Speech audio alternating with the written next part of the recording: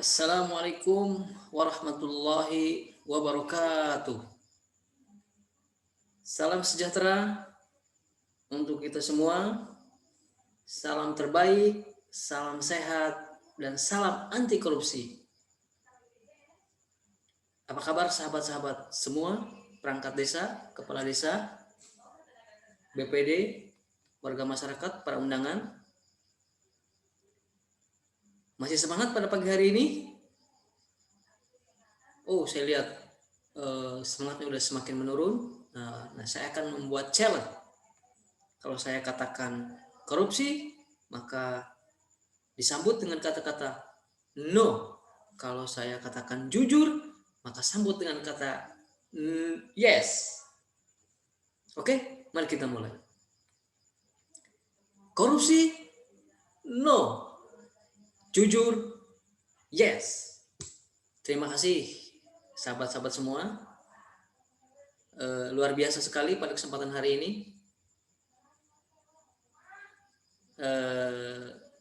Insya Allah kesempatan hari ini kita akan sama-sama mempelajari atau melaksanakan kegiatan penyuluhan tentang faktor-faktor dan teori penyebab korupsi. Mohon maaf, ada sedikit trouble.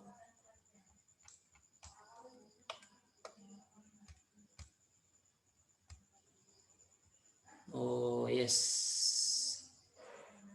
Sebelum kita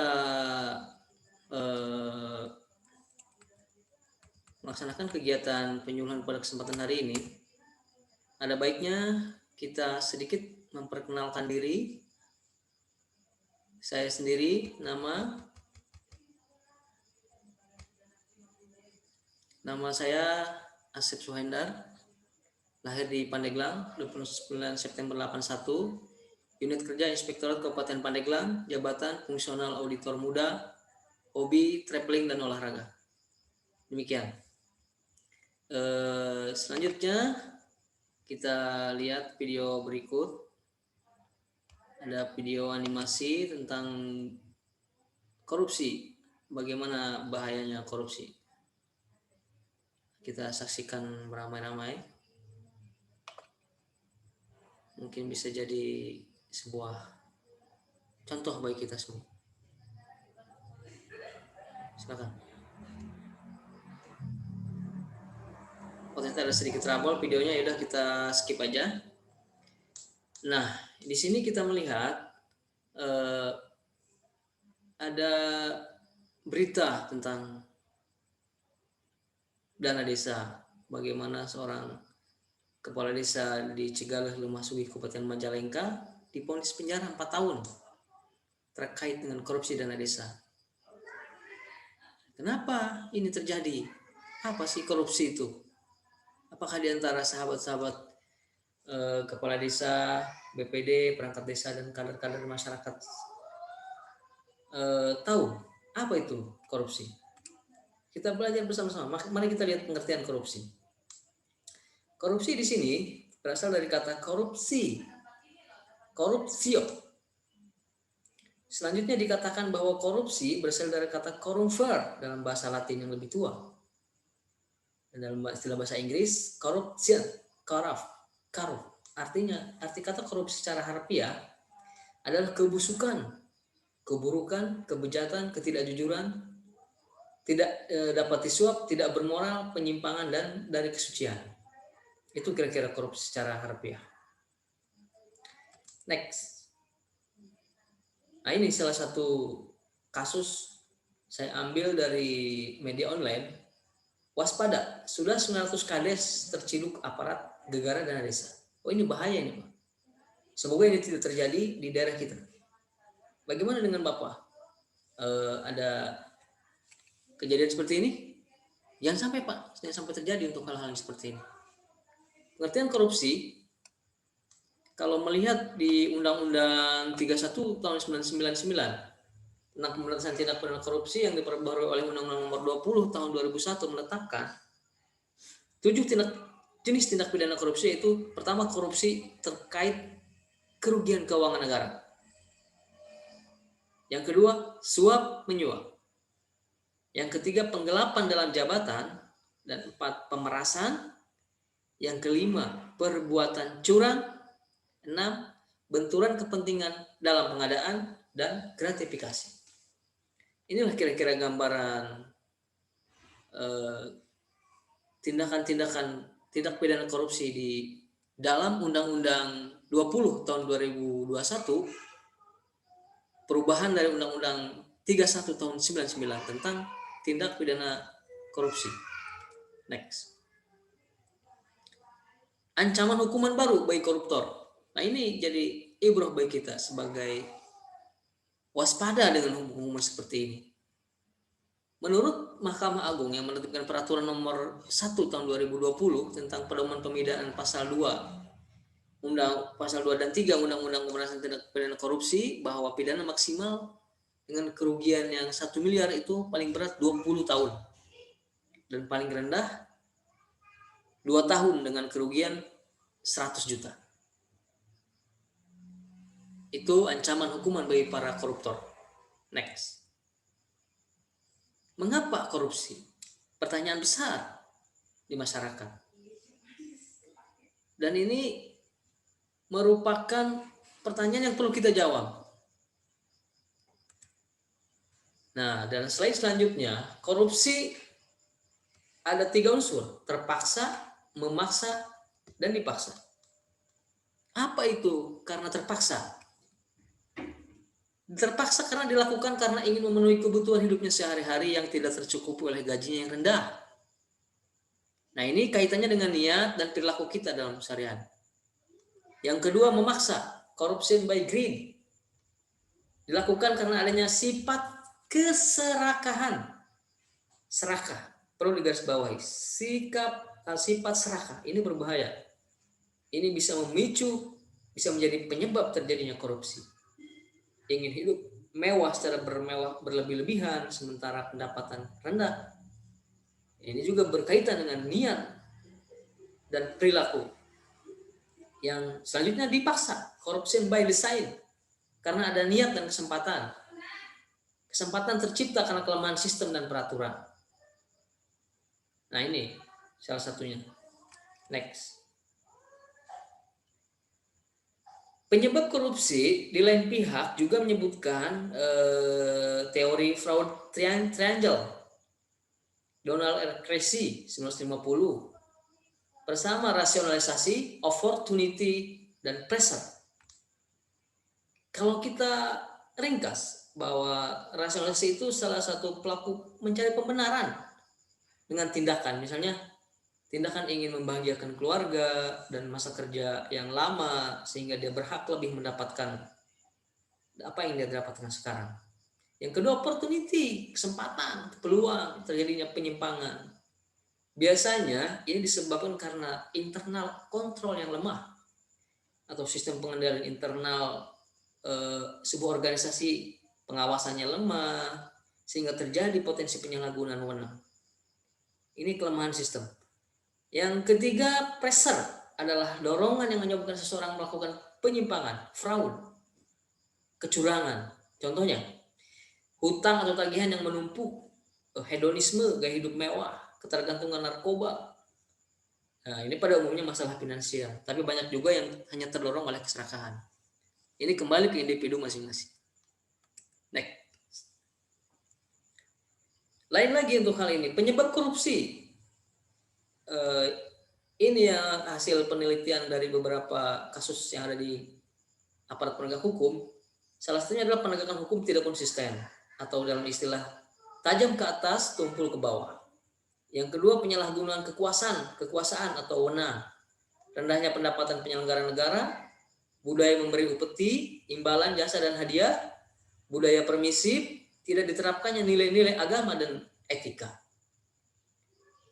Tidak ada kontrol sosial, tidak ada yang mengingatkan. Itu yang budaya permisif itu cuek lah, acuh aja masyarakat sekitar. Padahal dalam sebuah organisasi tersebut terjadi tindak pidana korupsi, tapi masyarakat sekitar ya bodoh amat lah istilahnya. Ini berbahaya juga. Next. Nah, sekarang fenomena di Indonesia sekarang, praktik keseharian di Indonesia.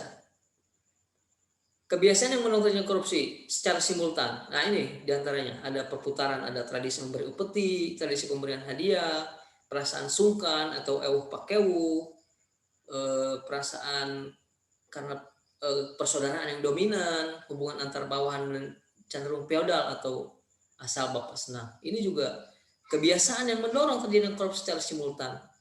Ini sangat sering terjadi di lingkungan kita sendiri. Dan ini berbahaya Pak, Bapak, Ibu sekalian. Semoga ini tidak terjadi di daerah desa-desa di sekitar Cinta ini. Supaya kegiatan yang disampaikan oleh pemerintah melalui dana desa, melalui pemerintah daerah melalui alokasi dana desa, bisa berdampak. Bukan hanya outputnya yang keluar, tapi dampaknya bagus dan dipakai oleh masyarakat. Sehingga masyarakat merasa dana desa itu efeknya luar biasa. Gitu Pak. Demikian. Nah, modus korupsi saat ini nyata ini Pak. Pertama, melakukan korupsi bersama-sama, melibatkan anggota keluarga sebagai sarana tindak pidana pencucian uang.